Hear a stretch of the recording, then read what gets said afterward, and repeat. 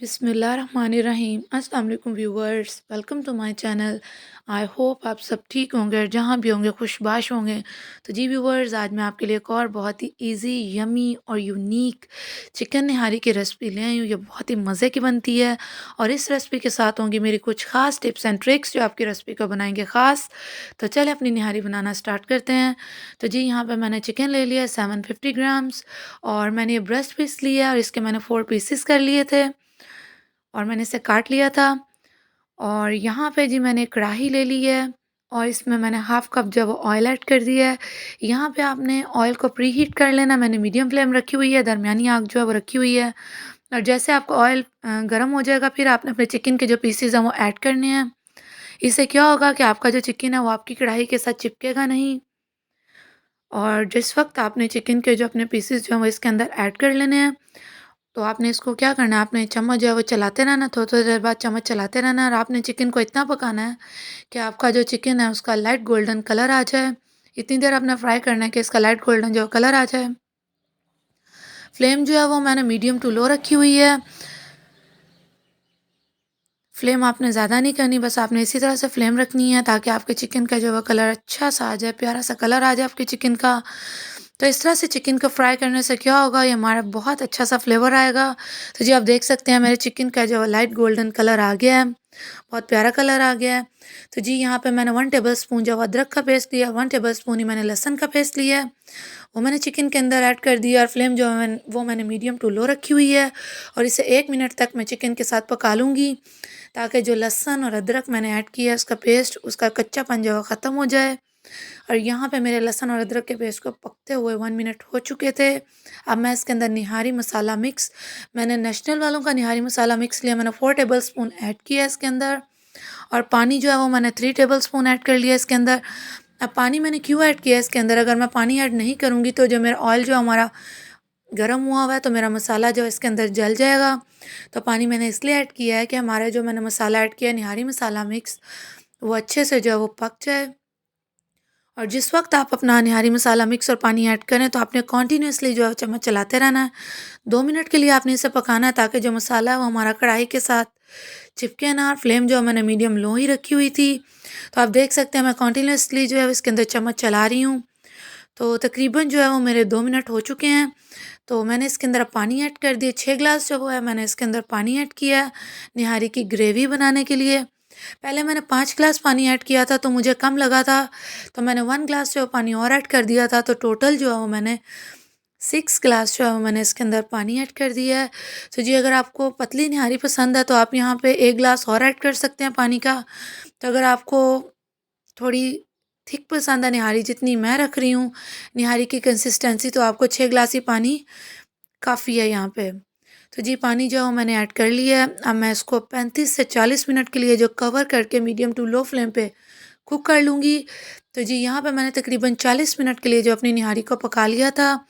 तो जी मैंने अपनी निहारी को, मेरे पकते हुए 40 मिनट हो चुके हैं और बहुत मज़े की खुशबू आ रही है।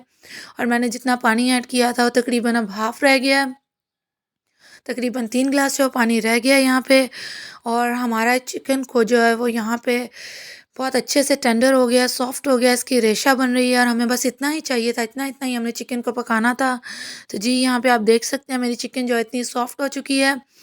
इसकी जो है वो रेशा रेशा जो है चिकन की पक बन रही है, आप देख सकते हैं, आप रेशा रेशा हो रहा है हमारा चिकन। बस हमें इतना ही पकाना था चिकन को। तो जी अब हम यहाँ पे 1/3 कप जो है वो गंदम का आटा ले रहे हैं।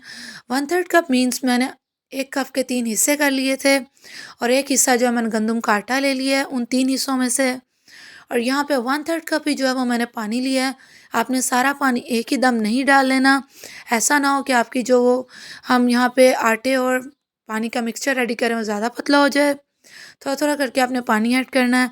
तो मैंने पहले थोड़ा पानी ऐड किया, मुझे कम लग रहा था तो अब मैं इसके अंदर थोड़ा और पानी ऐड कर लूँगी और इसे अच्छे से मिक्स कर लूँगी व्हिस्कर के साथ ताकि जो गुठलियाँ ना बने। आप अच्छे से मेरी कंसिस्टेंसी देख सकते हैं, मेरी कंसिस्टेंसी कितनी है इस मिक्सचर की। तो जी यहाँ पे अब मैंने फ्लेम जो है मीडियम रखी हुई है और आटे और पानी की जो मैंने मिक्सचर रेडी किया था उसको मैंने ऐड कर दिया है। तो जैसे ही आप अपने आटे और पानी का मिक्सचर ऐड करें, आपने साथ ही फ़ौरन से चम्मच चलाना शुरू कर देना है ताकि जो गुठलियाँ हैं वो ना बने हमारे। ग्रेवी के अंदर। तो मैंने 2 पार्ट्स में इस मिक्सचर को ऐड किया था, ताकि मैं अपनी मर्ज़ी के मुताबिक जो है वो ग्रेवी की जो है कंसिस्टेंसी रख सकूँ।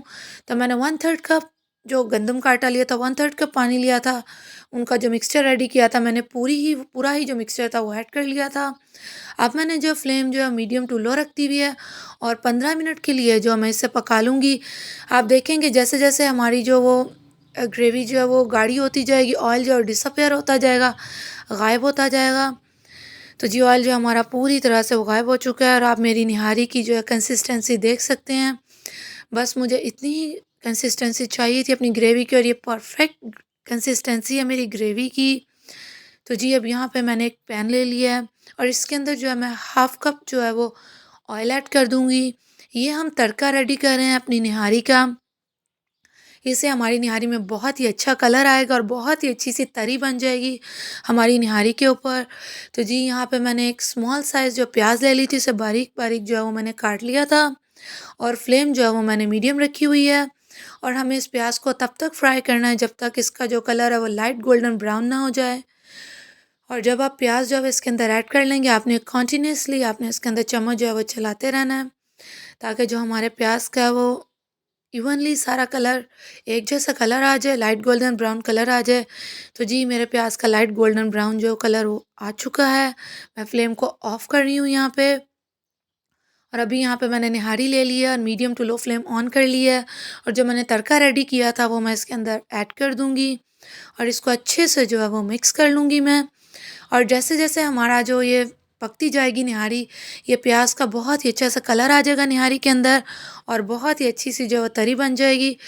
तो अभी यहाँ पे मैंने मीडियम टू लो फ्लेम जो है रखी हुई है और मैं इसे अब निहारी को क्या करूँगी अच्छे से मिक्स करके इसको ढककर तकरीबन 15 मिनट के लिए मीडियम टू लो फ्लेम पे कुक करूँगी। तो जी यहाँ पे तकरीबन 15 मिनट हो चुके थे और निहारी जो है वो मेरी रेडी हो चुकी है। आप देख सकते हैं माशाल्लाह कितना खूबसूरत कलर आया मेरी निहारी का। और यहाँ पे मैंने बारीक-बारीक अदरक काटी हुई थी, ग्रीन चिलीज़ काटी हुई थी और धनिया था, उसके साथ मैंने इसे गार्निश कर दिया। अब आपने इसे जिंजर और ग्रीन चिलीज़ के साथ सर्व करना है, रोटी और फुल्के के साथ इसे आपने खाना है और मेरे साथ इसका फीडबैक ज़रूर शेयर करना है। अल्लाह हाफ़िज़।